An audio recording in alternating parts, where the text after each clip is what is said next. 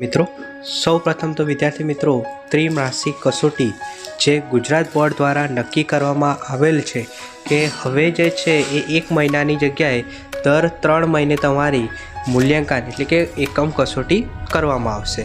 તો સૌપ્રથમ વિદ્યાર્થી મિત્રો જે રીતે તમે જાણો છો એ રીતે આપણે આ વિડીયોની અંદર સૌપ્રથમ જે પેપર છે તેનું સંપૂર્ણ સોલ્યુશન મેળવવાના છીએ।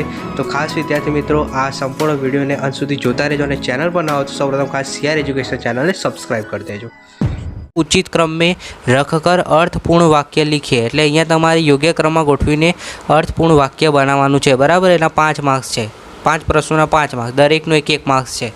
પહેલું છે प्राणी कुत्ता है वफादार, तो आने योग्य क्रम में गोठवीशुं। तो पहला शुं आवशे तो कुत्ता प्राणी वफादार है, तो आने योग्य क्रम में गोठवीए तो पहला आवशे कुत्ता, पछी वफादार प्राणी है, कुत्ता वफादार प्राणी है। आखुं वाक्य आ रीते थशे, फरीथी समझो। पहला शुं आव्युं कुत्ता, पछी वफादार, पछी प्राणी, पछी है, आम आखुं वाक्य लखी देजो। चलो आगळ जोईए बीजुं। एक दुकान पर व्यक्ति गया, बराबर है। तो आ रीते लखवानुं छे व्यक्ति एक दुकान पर गया अथवा तो एक दुकान पर व्यक्ति गया, बराबर ये रीते लखी देजो। चलो त्रीजू, विकास में उत्कृष्ट होने भारत के किया प्रदान, तो शू लखवानुं आमां तो आ रीते लखवानुं भारत के उत्कृष्ट विकास में उन्हें प्रदान किया। फरीथी बोलूँ छूं, ध्यान राखजो। पहला शू आवशे भारत, पछी के, पछी उत्कृष्ट, पछी विकास, पछी में प्रदान किया। क्लियर, खबर पड़ी गई। चलो चौथुं, ना हो तो जोड़े जोड़े लगता रहो जवाब, जेथी तमने पाछळथी तैयारी करवी हो अलगथी तो पण तमे तैयारी करो अने साथे साथे विडियोनी साथे तैयारी पण तमे करी शको छो। हजी पण कहूं छुं चेनल पर तो खास चेनल सब्सक्राइब कर देजो, जेथी दरेक विषयना पेपर सोल्यूशन विडियो सौप्रथम तमने मळता रहे, परीक्षामां तमने कोई तकलीफ न पड़े, पूरेपूरा सारा एवा मार्क्स तमे लावी सको। चलो अहींया शुं कीधुं छे स्वयं खुश मैंने होकर किया है मुक्त इसे, तो आ रीते आवशे आखुं वाक्य इसे मैंने स्वयं खुश कर किया है। फरीथी कहूँ छूँ मैंने इसे खुश होकर मुफ्त, बराबर मुफ्त में आयन कर दीधुं। आ रीते आखुं वाक्य लखवानुं। पछी बगीचे लड़के खेल रहे, तो अहींया आखुं वाक्य शुं आवशे पहला आवशे लड़के, पछी बगीचे में, पछी खेल रहे हैं, लड़के बगीचे में खेल रहे हैं। बे जेनी अंदर एम कीधुं छे वाक्य के रेखाकित शब्द એટલે જેની અંદર નીચે લીટી કરેલ છે તેવા શબ્દનું લિંગ પરિવર્તન કરીને વાક્યને ફરીથી લખવાનું છે। તો લડકાની જગ્યાએ શું થશે લિંગ પરિવર્તન તો લડકી, લડકી, બરાબર। આખું વાક્ય આનું લખીશું તો શું થશે એક લડકાની જગ્યાએ લડકી દુકાન પર, પછી અહીંયા શું થઈ જશે ગઈ થઈ જશે, એક લડકી દુકાન પર ગઈ। ચલો બીજું, અહીંયા શેઠ છે એનું લિંગ પરિવર્તન કરો તો શું થશે શેઠાની, શેઠાની, શેઠાની હક્કા બક્કા રહ ગઈ, ગયેની જગ્યાએ ગઈ આવશે, બરાબર। અને અહીંયા લડકાની જગ્યાએ લડકી, શેઠની જગ્યાએ શેઠાણી। ચલો બેમાં ખબર પડી ગઈ ને વિદ્યાર્થી મિત્રો, શાંતિ બરાબર યાદ રાખજો, એકદમ સહેલું છે। ત્રીજું ઘોડી, તો ઘોડીનું લિંગ પરિવર્તન કરીએ તો શું થાય ઘોડા, ઘોડા દોડ રાહ રહી એની જગ્યાએ શું આવશે દોડ रहा है। બા હું અહીંયા જે લખું છું એટલું જ બદલવાનું છે, બાકી બધું એમના એમ વાક્યમાં લખવાનું છે ઘોડા દોડ रहा है।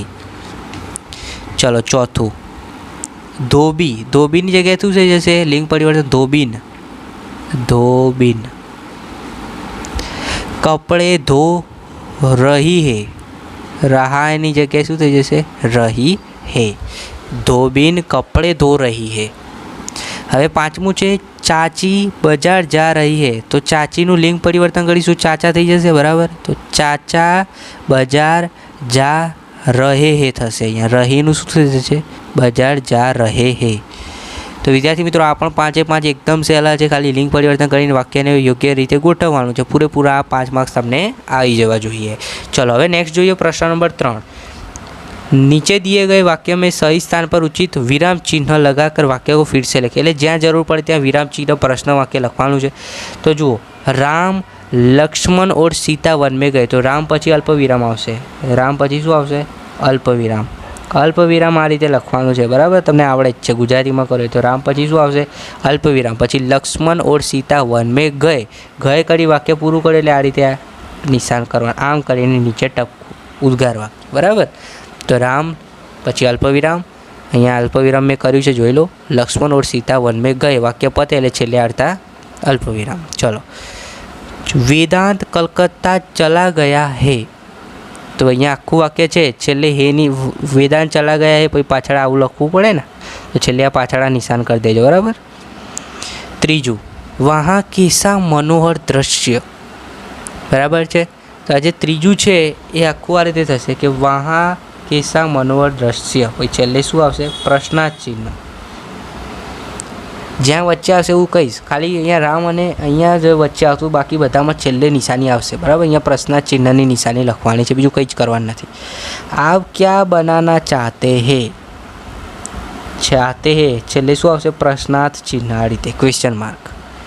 એવી જ રીતે પાંચમું છે, કોણ ચાહતા હે કે ભારત વિજ્ઞાન મેં પીછે હે, છેલ્લે શું આવશે? પ્રશ્નાર્થ ચિહ્ન. બસ, બીજું કંઈ જ કરવાનું નથી, બરાબર. આ રીતે પ્રશ્નાર્થ ચિહ્ન લખવાનું છે. ખબર ના પડે તો આના સોલ્યુશનની જવાબની જે PDF છે એની લિંક નીચે આ ડિસ્ક્રિપ્શન બોક્સમાં આપી છે, તો એ જોઈ લેજો. આના પૂરેપૂરા 5 માર્ક્સ આવી જશે, બરાબર. એકદમ ઇઝી છે.